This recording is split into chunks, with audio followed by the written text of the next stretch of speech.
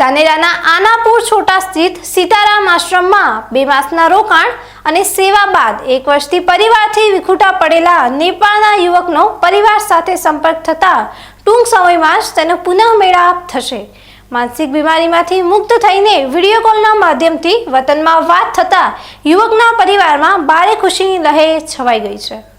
ધાનેરા તાલુકાના આનાપુર છોટા ગામે આવેલા સીતારામ આશ્રમમાં હાલ 28 જેટલા માનસિક બીમાર વ્યક્તિઓની પોતાના બાળકની જેમ સારવાર અને સેવા કરવામાં આવી રહી છે।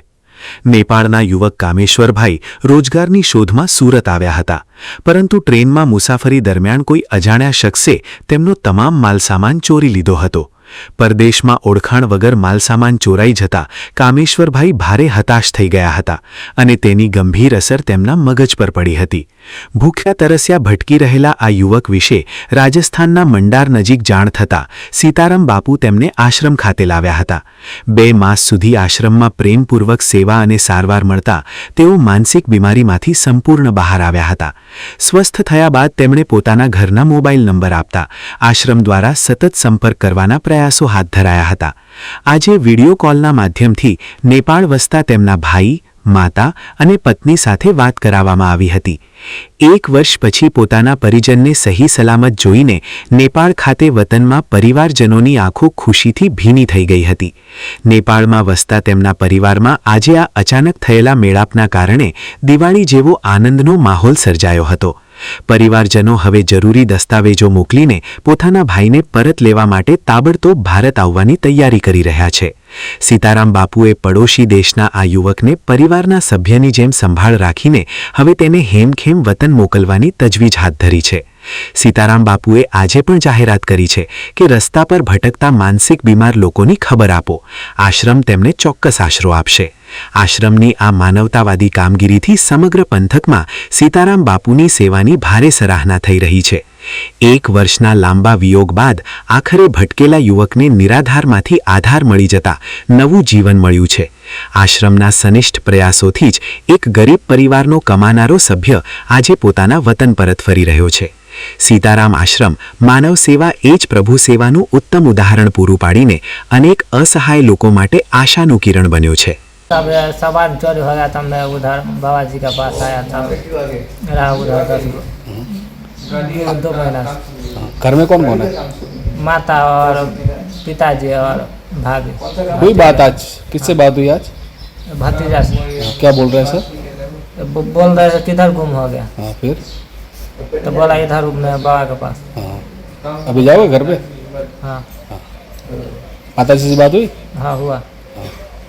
આશ્રમમાં 2 માસ સુધી મળેલી મમતાપૂર્ણ સારવારના કારણે જ કામેશ્વરભાઈ પોતાની ભૂતકાળની યાદશક્તિ પાછી મેળવી શક્યા છે। નેપાળથી તેમના પરિવારજનો ભારત આવીને કાયદાકીય પ્રક્રિયા પૂર્ણ કરીને તેમને પોતાની સાથે વતન લઈ જશે। ઘરના મોભીને પરત મેળવીને નેપાળનો આ પરિવાર સીતારામ બાપુ અને આશ્રમના તમામ સેવકોનો હૃદયપૂર્વક આભાર માની રહ્યો છે। સીતારામ બાપુએ સમાજના તમામ લોકોને અપીલ કરી છે કે રસ્તે રજડતા માનસિક અસ્વસ્થ લોકોને તિરસ્કૃત કરવાના બદલે આશ્રમ સુધી પહોંચાડવામાં મદદ કરવી જોઈએ। આશ્રમ દ્વારા અત્યાર સુધીમાં આવા અનેક અસહાય લોકોને પોતાના પરિવાર સાથે પુનઃ મેળાપ કરાવવામાં આવ્યો છે। પડોશી દેશના યુવકને નવજીવન આપીને સીતારામ બાપુએ માનવતાની સરહદો ઓળંગીને ઉત્કૃષ્ટ ઉદાહરણ પૂરું પાડ્યું છે। આ ઘટનાએ સાબિત કર્યું છે કે સાચી સેવા અને યોગ્ય સંભાળથી માનસિક બીમારીમાંથી પણ માણસ સાજો થઈ શકે છે। ધાનેરા પંથકની જનતા પણ આશ્રમની આ ભગીરથ કામગીરી પર ગર્વ અનુભવી રહી છે। સીતારામ સીતારામ, જય ગૌ માતા, જય ગોપાલ। આપણે સીતારામ સેવા શક્તિ ફાઉન્ડેશનની અંદર 2 મહિના પહેલાં એક પ્રભુજી આવ્યા હતા, જે સુરતથી એમનો સામાન ચોરી થઈ ગયો હતો। મતલબ આપણા દેશના નતા, નેપાળથી આવ્યા હતા। સામાન ચોરી થઈ ગયો તો એમના કારણે वो ભટકી ગયા હતા રસ્તો। ધીમે ધીમે અહીંયા મંડાર સુધી આવ્યા અને એમને આપણે સંસ્થામાં અહીંયા લાવવામાં આવ્યા હતા ફાઉન્ડેશનમાં। આજે ભગવાનની કૃપાથી કામેશ્વર ભૈયાનો પોતે નેપાળના છે, પણ એમના પરિવારજનોથી વાત થઈ વિડીયો કોલની અંદર અને સમાચાર પણ મળી ગયા છે। અને એમના પરિવારજનોને વાત થયા પછી એમના પરિવારના લોકો લગભગ કાલે નીકળશે, તો 2 દિવસમાં કામેશ્વર ભૈયાને અહીંયા લેવા માટે કરીને પણ આવવાના છે। તો કામેશ્વર ભૈયાને અહીંયા લેવા માટે આવે તો કામેશ્વર ભૈયાને સુરક્ષિત રીતે આપણે એમના પરિવારજનો જે આવે એમની સાથે નેપાળ પાછા 2-4 દિવસમાં જ્યારે આવે એમને ત્યારે મૂકી દેવાના છે। કામેશ્વર ભૈયા પણ આજે ખૂબ ખુશ છે કે એમના પરિવારથી વાત થઈ। આજે પરિવારથી વાત થઈ, ખુશ હો ને? हाँ सर। हाँ નેપાલ જવું હોય ને પછી બાબાને યાદ કરશો ક્યારે નહીં કરો? હા કરું. કરશો ને યાદ?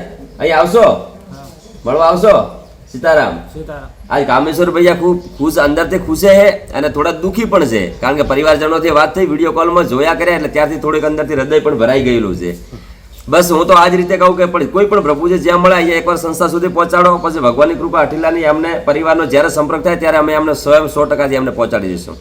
ત્યાગ અને સમર્પણ ભાવથી ચાલતા સીતારામ આશ્રમની આ ઉત્કૃષ્ટ સેવાકીય કામગીરીથી સમાજમાં માનવતા મહેકી ઉઠી છે અને ભટકેલા યુવકનો પરિવાર સાથેનો આ મેળાપ સાચે જ પ્રેરણાદાયી સાબિત થયો છે. Ramesh Prajapati, BK news channel, Dhanera.